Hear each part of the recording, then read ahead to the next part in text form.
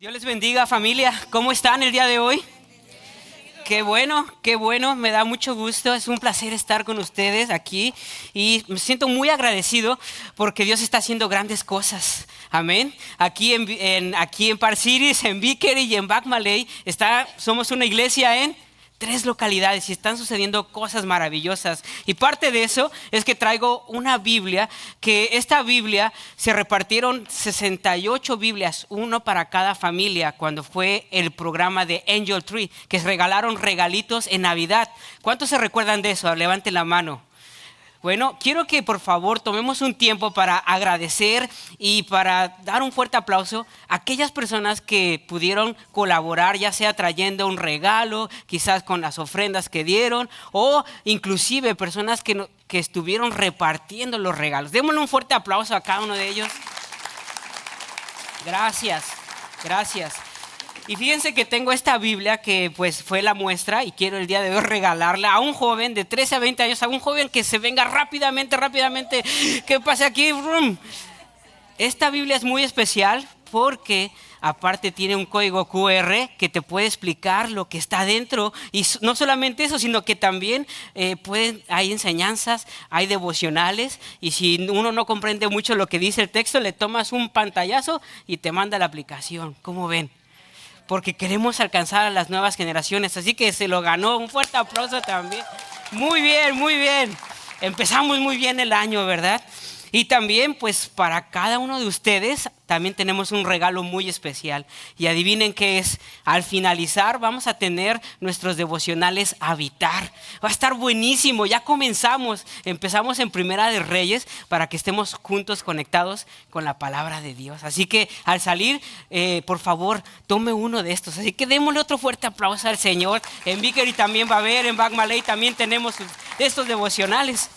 Y bueno, hoy comenzamos una serie de sermones titulada El futuro es ahora, formando una generación de seguidores de Cristo. Y el título de hoy es El futuro es ahora. Había un hombre que llevó a su hijo al parque y había otra persona ahí. Y entonces el hombre le dice a su hijo, ay, mira qué bonito parque. Y el niño de repente empezó a correr, a jugar, empezó a andar por todo el parque. Y el Señor le dijo a la otra persona, ay, ¿cómo se verá este parque en 5, 10, 15 años? ¿Cómo serán los juegos, las instalaciones y todo será muchísimo mejor? Y de repente el niño llegó corriendo, papá, pero el parque ya está aquí, es ahora, divirtámonos. Muchas veces, hoy en día, la iglesia enfrenta una realidad similar.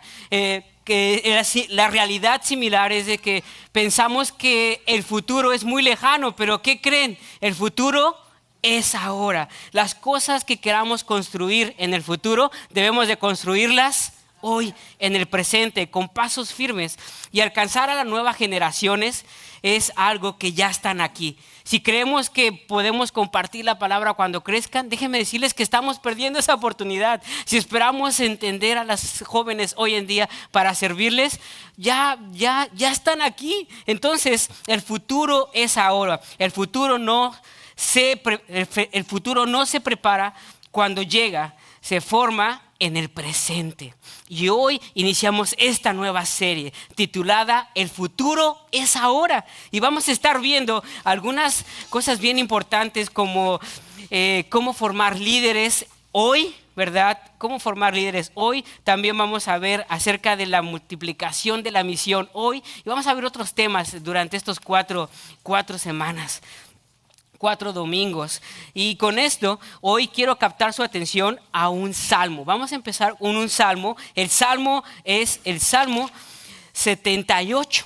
Lo vamos a leer, pero este salmo es algo muy interesante porque adivinen qué. Había una persona que no era un pastor, sino que era un levita. Es decir, era como si hubiera sido Josh o Abner o el hermano estrella allá en Vickery y que le dijeran, oye, comparte un mensaje. Y esta persona, en vez de compartir un mensaje, ¿saben qué hizo? Se puso a crear una canción. Entonces, lo que vamos a leer ahorita es un cántico muy hermoso y es un cántico que es histórico. Y esta persona que vemos aquí era un hombre de Dios y tuvo un gran impacto en las siguientes generaciones. Por eso es que este mensaje es de suma importancia para toda la iglesia, porque si no se toma en serio, las generaciones futuras se perderán. Pero si tomamos este mensaje con la seriedad y el enfoque necesario, que es muy importante, entonces vamos a tener una fe ardiente, vamos a tener una fe que es preservada y propagada y que va a ir de generación a generación.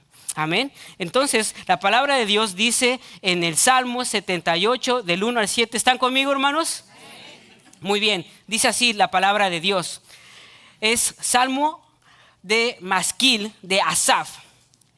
Escucha, pueblo mío, mi ley. Inclina vuestro oído a la palabra de mi boca. Abriré mi boca en proverbios, hablaré cosas escondidas desde tiempos antiguos, las cuales hemos oído y entendido, que nuestros padres nos las contaron. Versículo 4 dice: no las encubriremos a sus hijos, contando a las generaciones venideras las alabanzas de Jehová y su potencia y las maravillas que hizo. Él establece testimonio en Jacob y puso ley en Israel, el cual mandó a nuestros padres que las notificasen a sus hijos, para que lo sepa las generaciones venideras y los hijos que nacerán, y los que se levantarán lo contarán a sus, diga conmigo, hijos. Hijos. Versículo 7, el más importante, leámoslos todos juntos. A fin de poner en Dios su confianza y no se olviden de las obras de Dios, que guardan sus mandamientos. Dios bendiga su palabra. Aquí vemos algo muy importante, porque teniendo el contexto, esta persona, como les comentaba, escribió este salmo. Es el Salmo 78. Es uno de los salmos más grandes. Se considera el segundo más grande entre todos los salmos. Es el salmo más grande en cuestión histórica. Tiene 72 versículos. Nosotros leímos el 10%, 7 de ellos.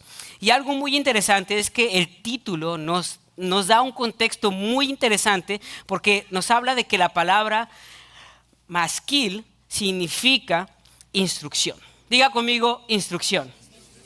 Entonces es un salmo que tiene la finalidad de instruir, de enseñar, de capacitarnos. Ahora, el autor de este salmo se llama Asaf.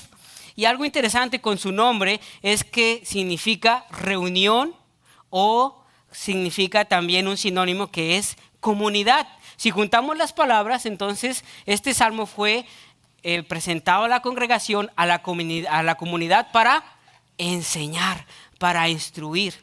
Algo también sorprendente sobre este salmo fue que era un levita y era el encargado que puso el rey David para que fuese coordinando las alabanzas en el tabernáculo. Además que este levita no preparó una homilía bien estructurada, un sermón bien estructurado, sino que preparó un cántico que tenía un propósito, que era enseñar, compartir, para que las personas pudieran memorizarlo, para que las personas pudieran recordarlo y pudieran compartirlo con todas las generaciones.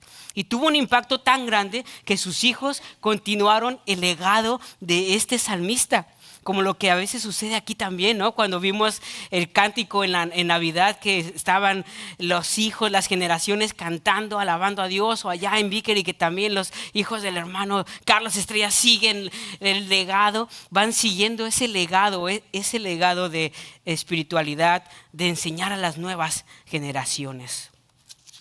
Además que este autor también se le conocía como un autor vidente. En ese contexto, en ese tiempo, eran aquellas personas que eran profetas, que podían ver más allá. Entonces en este salmo es muy largo, pero es muy bonito, porque da la historia desde el Pentateuco, desde Jueces, desde el tiempo de Josué, Jueces, hasta David, y marca toda esta historia. Y él comenta esta historia porque tenía un propósito muy grande. Quería que las generaciones estuvieran adorando y glorificando a Dios para siempre, para toda la eternidad. Entonces hoy vamos a aprender 3 cosas. ¿Cómo nos llama Dios a vivir hoy para guiar a todas las generaciones a amar a Jesucristo? Vamos a ver, la pregunta que se responde es: ¿cómo nos llama Dios a vivir hoy para guiar a todas las generaciones a que amen a Jesús? ¿Cómo usted y yo podemos hacer eso? Este salmo nos lo dice y vamos a ver 3 verdades fundamentales. La primera de ellas que tenemos aquí es: Dios nos llama a contar su historia. Para que usted pueda escribir ahí, la palabra que es contar. Contar.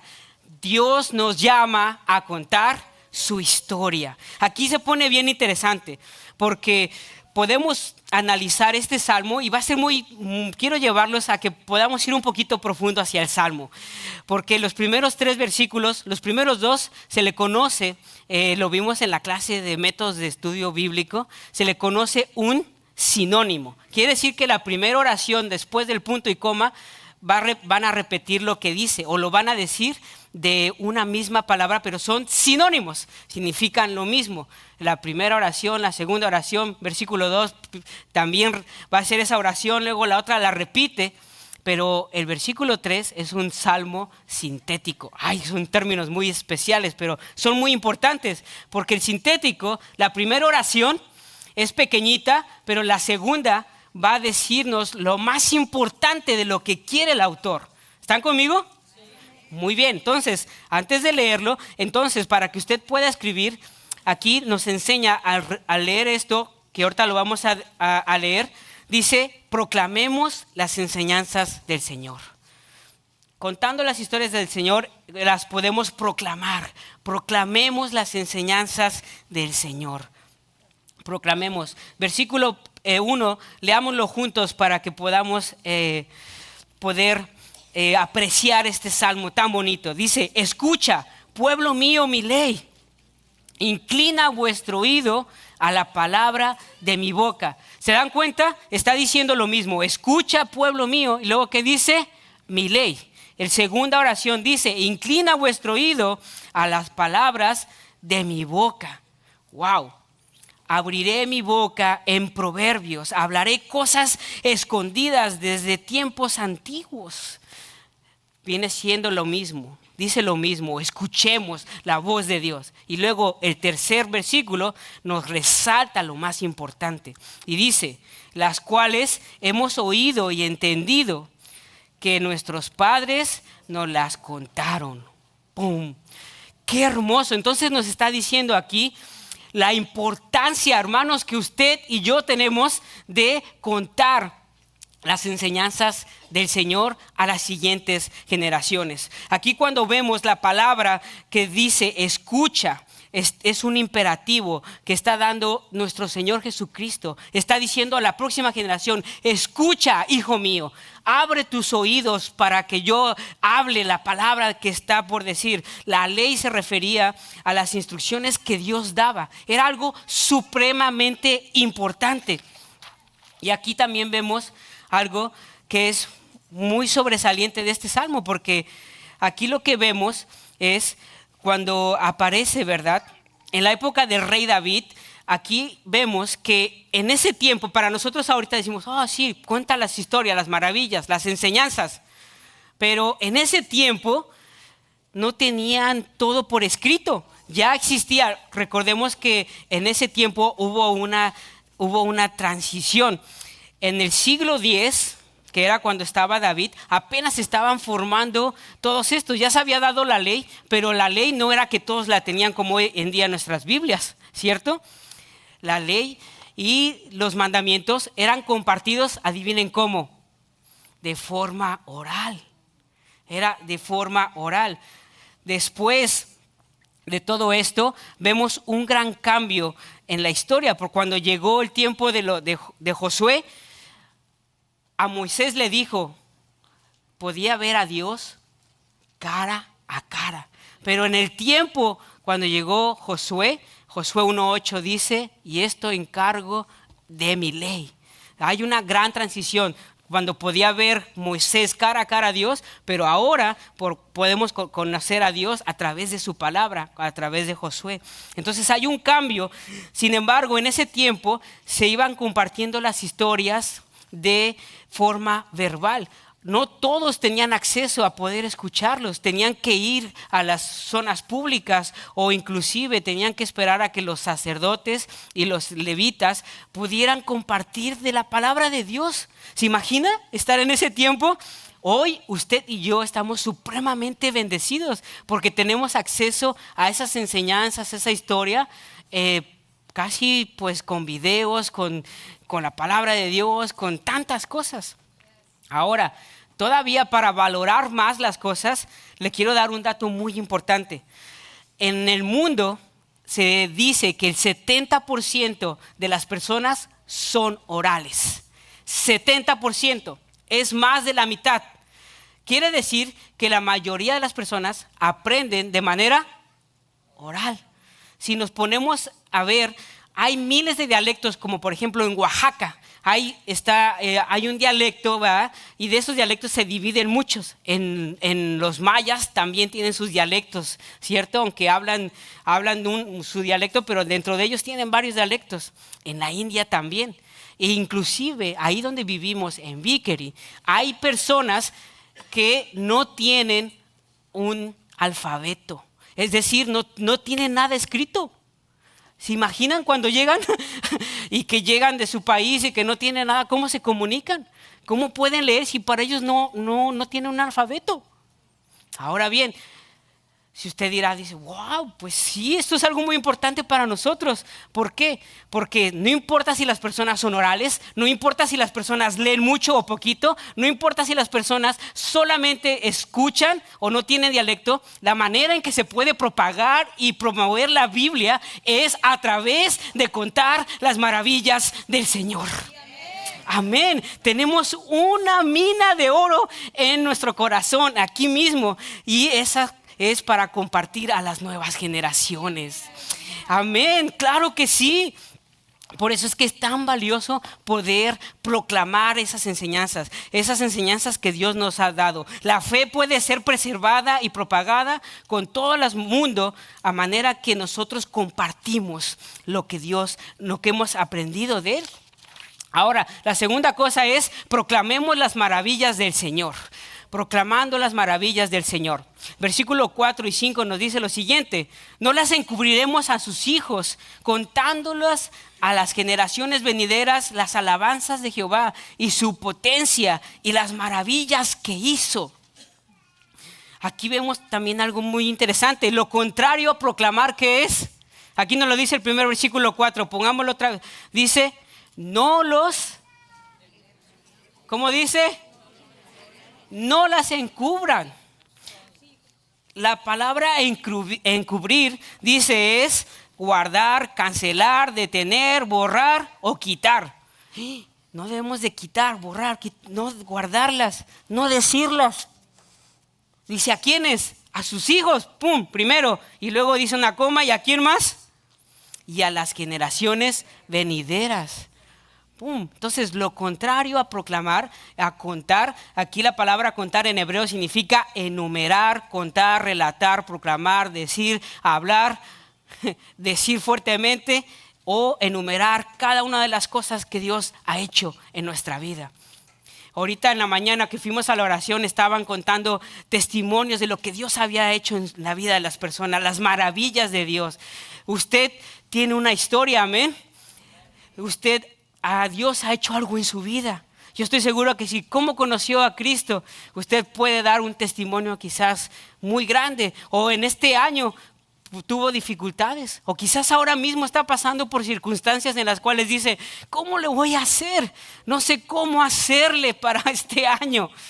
Déjeme decirle que ese va a ser su testimonio. Esas son las maravillas de las cuales tenemos que contar. Cuando nosotros contamos las maravillas que hemos visto en el pasado, nos pueden ayudar para afrontar los problemas hoy en el presente. Es la manera en que se propaga la fe. Algo también interesante cuando aquí hablamos, ¿verdad? Porque dice cosas ocultas. proverbios o también dice parábolas. Hace referencia a Jesucristo cuando Jesús enseñaba. ¿Cómo enseñaba Jesús? En parábolas. Pero ¿cuáles son esas cosas ocultas? Se las voy a regalar el día de hoy. Esas cosas ocultas, aquí cuando nos habla de eso, no es algo místico o algo que tenemos que buscar abajo de la Biblia. ¿Cómo es que está oculta? O que tenemos que tener como que un gran conocimiento, tenemos que leer mucho, porque la fe cristiana no es por tanto saber, sino cuando Dios nos habla a nuestro corazón. La manera de conocer las cosas ocultas son cuando podemos ver las cosas maravillosas que ha hecho Dios y nosotros mismos podemos tener una interpretación y una aplicación de los hechos, de lo que Dios ha hecho. ¿Cómo así, pastora? Mira, eso está medio enredado. A ver, vamos a hacer un ejemplo. Si en los salmos, en este salmo en particular, del versículo 13, 14, 15, 25, 55, 34, y si se va hasta el corrido hasta el 72, va a encontrar muchas de las maravillas. Pues yo se las voy a decir ahora, se las voy a proclamar, las voy a contar, y después ustedes mismos van a decir cuál es su interpretación y cuál sería una aplicación. ¿Listos? Vamos a hacer la prueba. Paren orejitas. Muy bien. Dice: Dios partió las aguas del Mar Rojo. Dios guió por el desierto a las personas. Dios sacó el agua de la roca. Dios proveyó de pan, el maná para alimento a ellos. Dios derribó naciones y entregó la tierra prometida. Dios conservó a su pueblo a pesar de su incredulidad. Y Dios dio la promesa de un Salvador que vendría por medio del rey David. ¡Wow! ¿Cuántas cosas vimos? Vimos la provisión de Dios de que los abrió el Mar Rojo. No solamente eso, sino que también les dio agua, les dio de comer. Y no solamente eso, los llevó a un lugar donde fluye leche y miel y los protegió de las cosas malas. Y no solamente eso, sino que dio una promesa futura, que iba a venir el Salvador para tener vida eterna. Eso es una provisión. ¿Cómo podría ser esa provisión? ¿Qué interpretamos acerca de esto? Cuando vemos que Dios provee tanto en el agua, la comida, en el lugar y la seguridad espiritual, física, mental, ¿qué aprendemos nosotros? ¿Qué aprende usted de esta historia? Si Dios es fiel con ellos, ¿lo puede hacer conmigo? Sí, si hoy no tengo para comer, puedo confiar en Dios de que me va a proveer. Amén. Si hoy tengo inseguridad de mi situación migratoria, puedo confiar en Dios de que Él me va a proteger y que vamos a hacer lo correcto. Amén. Claro que sí, hermanos. Es poder, esto nos anima a nosotros a poder preservar y proclamar esa fe con las nuevas generaciones. Tu historia es algo muy importante, es oro para que las demás personas puedan acercarse a Dios, para que esa fe se propague, para que esa fe comience a arder en los corazones.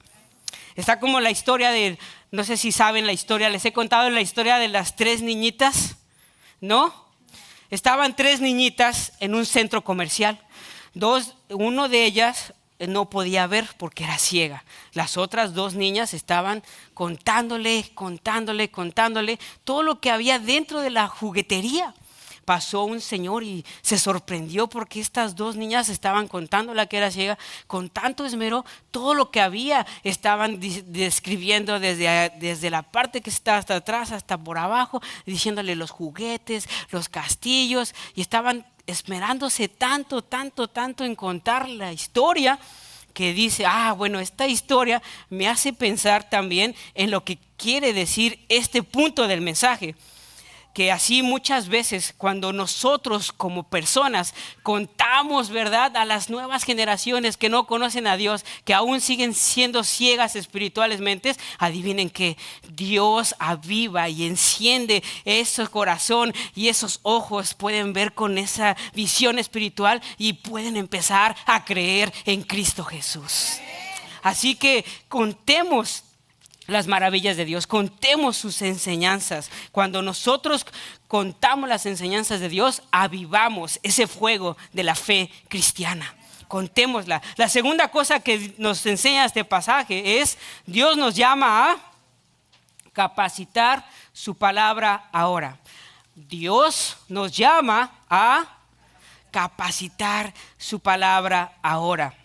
No solamente de contar sus maravillas, no solamente de contar las grandes cosas que ha hecho el Señor, sino también nos llama a capacitar su palabra. ¿Cómo lo podemos hacer? ¿En dónde debemos de empezar? Debemos de enseñar en casa, enseñando en casa, enseñamos en casa. Versículo 5 dice lo siguiente: Él estableció testimonio en Jacob y puso ley en Israel, las cuales mandó a nuestros padres que las notificasen a sus hijos. Wow, aquí se pone muy interesante, porque aquí vemos entonces que hay una similitud.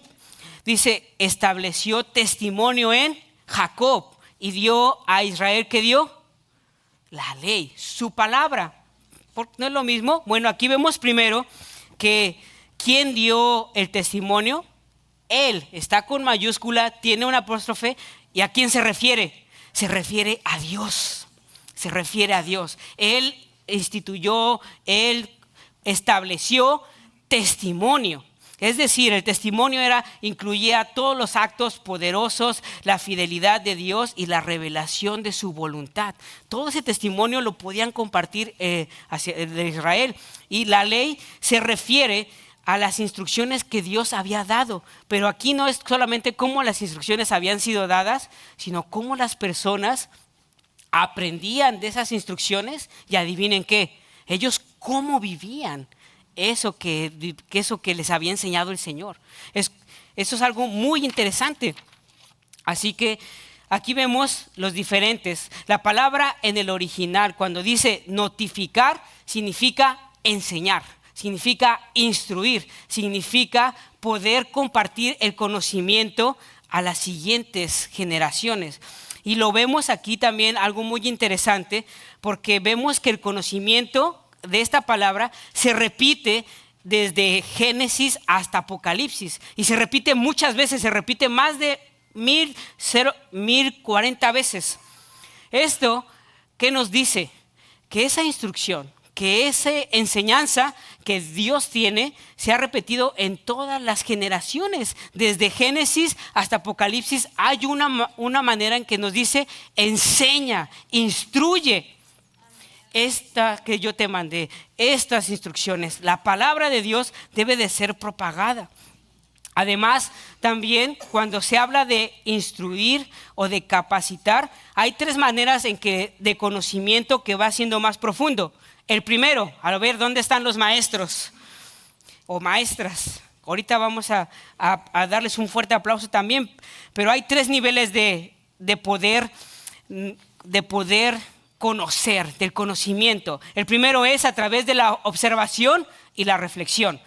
Como por ejemplo cuando Noé observó que las aguas iban cayendo, él observó y a través de esa observación tuvo la reflexión. Ese es el primer grado de conocimiento. ¿Están conmigo? Sí. Segundo grado de conocimiento es con la experiencia. Cuando a alguna persona le pasa algo, ¿cierto? No, que me pasó esto, que me fui por allá, que me caí. Ay, para que no te pase, manita, te la cuento, ¿eh? ¿Cierto? Para que no te pase a ti, te cuento mi experiencia, ¿cierto? Es otro nivel de conocimiento. El tercer conocimiento tiene que ver con la manera de expresarlo. Hay muchas personas que conocen mucho, que pueden saber mucho, pero quizás no lo pueden expresar, ¿cierto? ¿Cierto? O lo dicen, pero no quisieron decir eso, o tienen tanto en su mente, pero a veces pasa.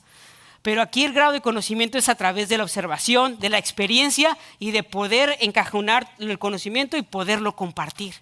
Todo eso era lo que quería Dios, es lo que quiere Dios tanto para lo del pasado, lo del presente, como para lo del futuro.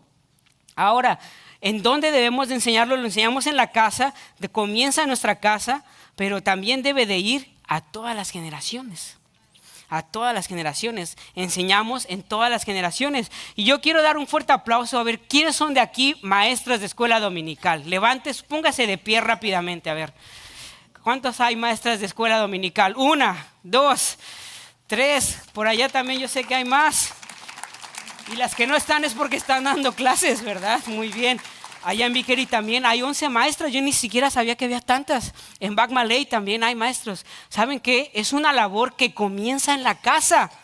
Comienza en la casa, pero se tiene que ir a la comunidad y hacia todas las generaciones. Así que, hermano y hermana, si no están pasando tiempo con sus hijos, con las personas que viven dentro de su casa, compartiendo, capacitando la palabra de Dios, esto es algo que Dios nos ha mandado.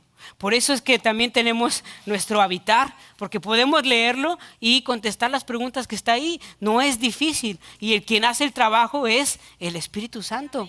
Entonces, por eso es que es importante también anunciar a las nuevas generaciones.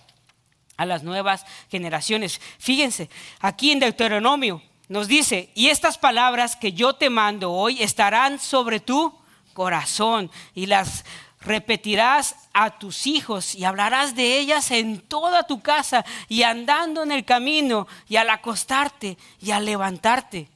Wow, pues ¿cuándo deben de compartir? Todo el tiempo. Todo el tiempo, pero primero hay que ponerla en el corazón. Primero hay que ponerlo en el corazón. Como lo dijo un buen predicador, dice: guarda la palabra en el corazón. Es meter una cosa buena en un buen lugar para que dé un buen fin. Dice, hay muchas personas que tienen la Biblia en la cabeza o en el bolsillo. Dice, lo que este pasaje nos enseña es que la Biblia hay que ponerla en el corazón de uno y en el corazón de los demás. De los demás. Hay una esto es una advertencia muy grande, porque aprendemos de la historia. Decía un autor, dice, lo que aprendemos de la historia es que no aprendemos de la historia. No sé si me entendió, la tengo que regresar.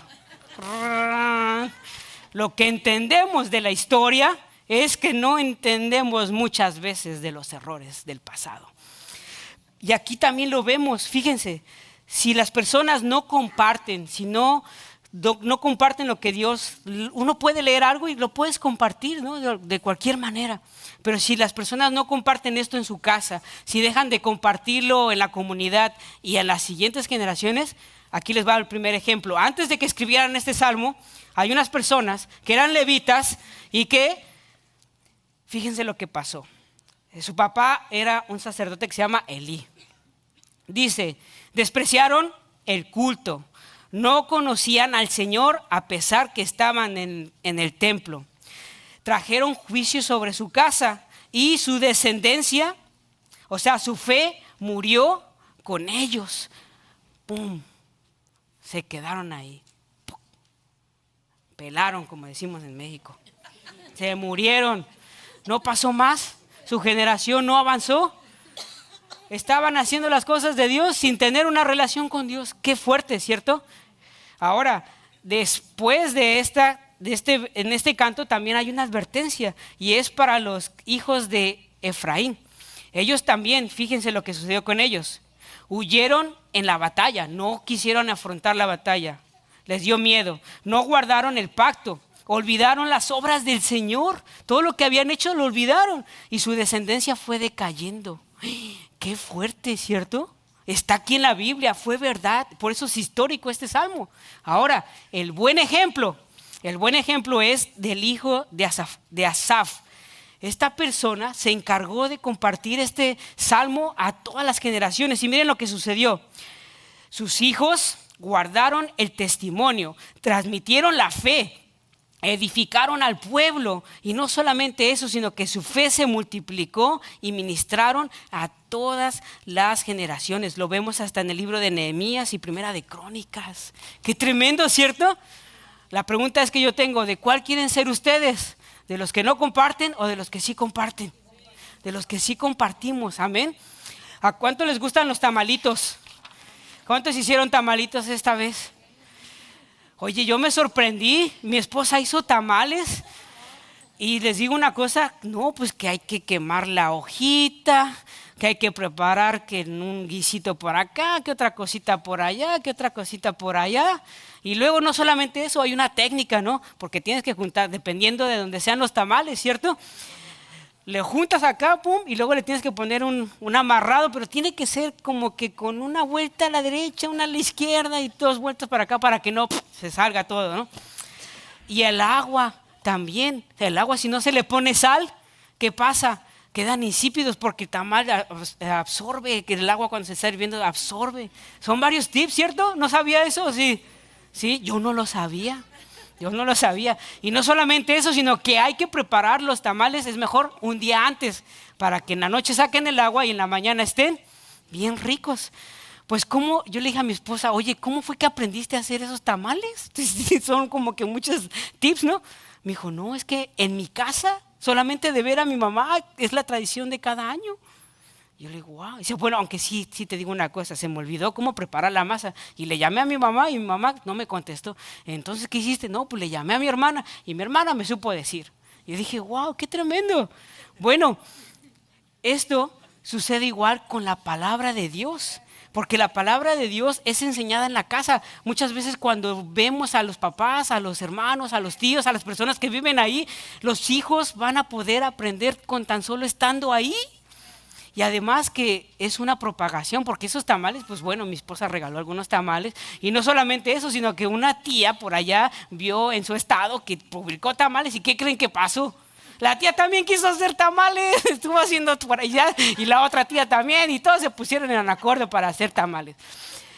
Es lo mismo que con la palabra de Dios. Debemos de compartir, de enseñar lo que Dios nos da, compartirlo con pasión. Amén. Amén. Y muy bien, un fuerte aplauso al Señor. Si va a aplaudir, apláudale bien.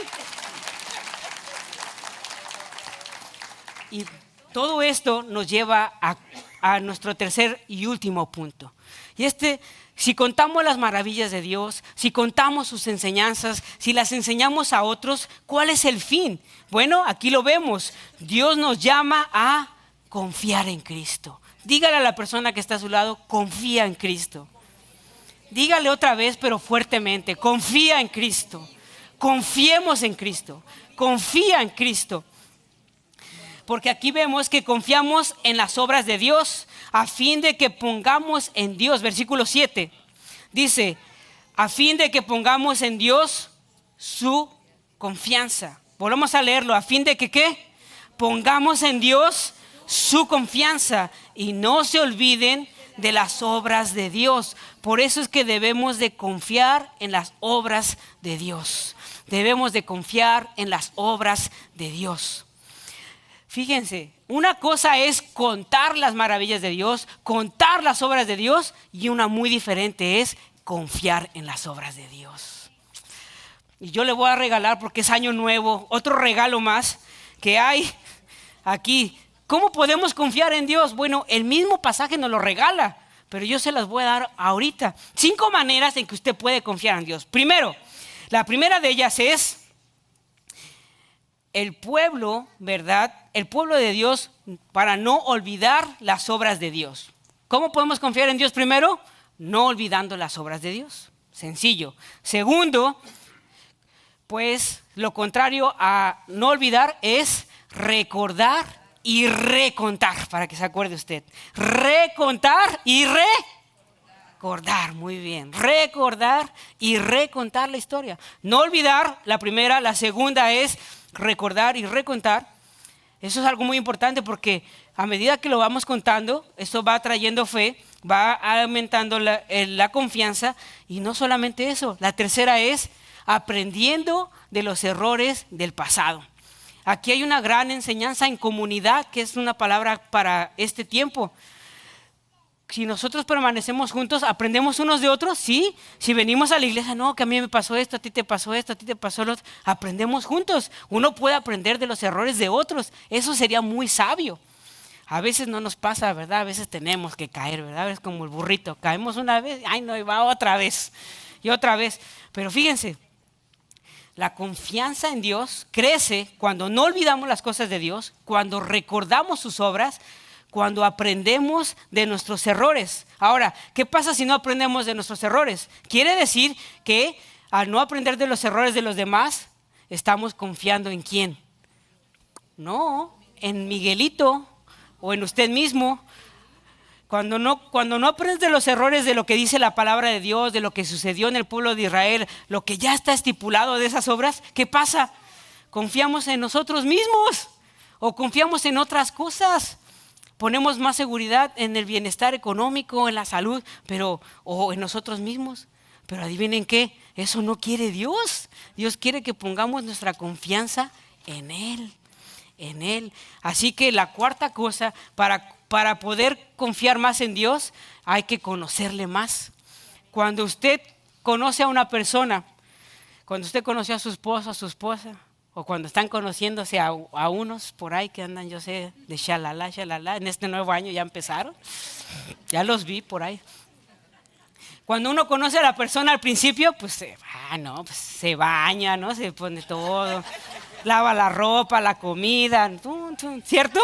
Pero a medida que va pasando el tiempo, ¡ay, qué pasa! A ver testimonios. Bueno, pero vas conociendo a la persona, ¿cierto? Eso es lo bonito, ¿no? Conocer a la persona, como sea, ¿no? Con sus defectos y virtudes. Dice, con sus defectos, con sus virtudes. No, no es cierto.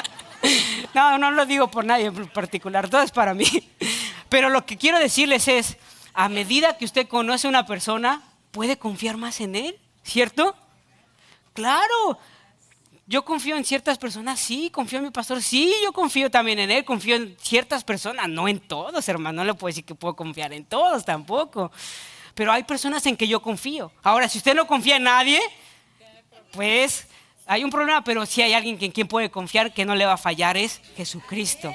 Esas son las tres maneras. La quinta y última manera en que usted puede afianzar su confianza en Dios es aquí, dice, confiemos en la palabra de Dios. Confiamos y conocemos más a Dios a través de confiar en la palabra de Dios. Nos lo dice en el último versículo, que guarden sus mandamientos, que guarden sus mandamientos. La confianza en Dios resulta en obediencia. Por eso es que guarde sus mandamientos nos permite confiar en la palabra de Dios. Wow, qué interesante.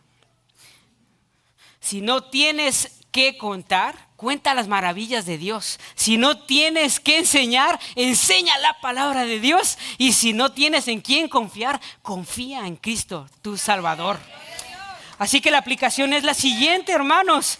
Compartamos las maravillas del Señor, instruyamos la palabra de Dios y confiemos en Cristo. Eso es el legado de este nuevo serie, que podamos cada uno de nosotros compartir con corazón esas grandes maravillas que Dios ha hecho en nuestra vida, lo que Dios ha hecho en tu corazón. Compártelo, hermano, no te lo quedes. Y no solamente eso, también instruye la palabra de Dios. No te canses de instruirla. Si escuchas el minuto con Dios, si vienes aquí al sendero, si hay tantas clases, ya viene el instituto, viene elegidas, viene lo de los hombres. Vamos a compartir la palabra de Dios. Así que compártela, guárdala en tu corazón y compártela. Confía en Cristo. Ahora, termino con esta ilustración. Si usted piensa que no tiene en nada en quien pueda confiar, contar, déjeme decirle la siguiente historia. Fue verídica. Un evangelista, el primer evangelista bautista que se llama David Mark, un día agarró su caballo, llegó a una aldea y convocó a las personas ahí y les dijo: hoy vengo a predicar. Así que una gran multitud llegó a esa aldea. Y les preguntó a la congregación que estaba ahí, a la multitud, les dice, ¿qué tema o tienen algún tema sugerido que quieren que les predique? Y un señor ahí muy burlón dijo, nada. Entonces, el evangelista bautista Mark comenzó a predicar sobre un tema que se llama nada. Y dijo lo siguiente: Dios creó al mundo de la nada. Nos dio leyes en las que no hay nada injusto. No hay nada en nosotros que nos justifique. No habrá nada que consuele al pecador en la muerte.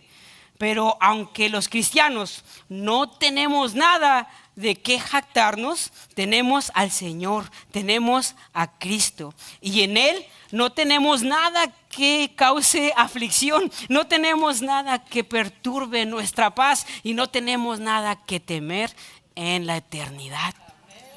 Así que si usted, un fuerte aplauso al Señor. Así que si usted, cuando se sienta que no tiene nada que contar, nada que enseñar, en nadie en quien confiar, es verdad, en nosotros no tenemos nada en quien confiar, pero sí tenemos en alguien en quien podemos confiar y es Cristo Jesús. En Cristo Jesús podemos confiar, así que la fe crece y transforma vidas cuando la compartimos, cuando enseñamos y cuando confiamos en Cristo. Póngase sobre sus pies y vamos a orar. Hasta de la nada puede Dios salvar porque no hay nada imposible para Él. Amén. Señor Jesús, te damos gracias por este nuevo principio de año. Gracias por este primer domingo. Te alabamos, oh iglesia, el día de hoy. Oramos que esto que hemos aprendido, tu bendita palabra, pueda ser tocada en nuestros corazones. Yo sé que aquí hay personas que el día de hoy están pasando quizás incertidumbre, que están pasando dificultades, que el día de hoy necesitan de confiar en Cristo. Estamos aquí, Señor Jesucristo, delante de tu presencia. Aquí estamos cada uno de nosotros. Y yo oro en el nombre de Jesús, que tu Espíritu Santo sea derramado en cada corazón. Que tu historia que hemos visto hoy sea impregnada en cada uno de los corazones que ha escuchado este mensaje. Y que sobre todo tú traigas esa convicción de que tú amas a tu pueblo, de que tú estás cerca de los que confían en ti. Si el día de hoy estás confiando en otra cosa y no es en Cristo Jesús, quiero decirte lo siguiente. Quiero decirte que Jesús vino a morir en la cruz para que pudiéramos tener la plena confianza en Él, en que en Él podemos tener vida eterna, en que en Él podemos tener esa seguridad de cualquier problema. Si el día de hoy hay una persona aquí que quiere depositar su confianza en Cristo, le voy a pedir que diga estas palabras de corazón.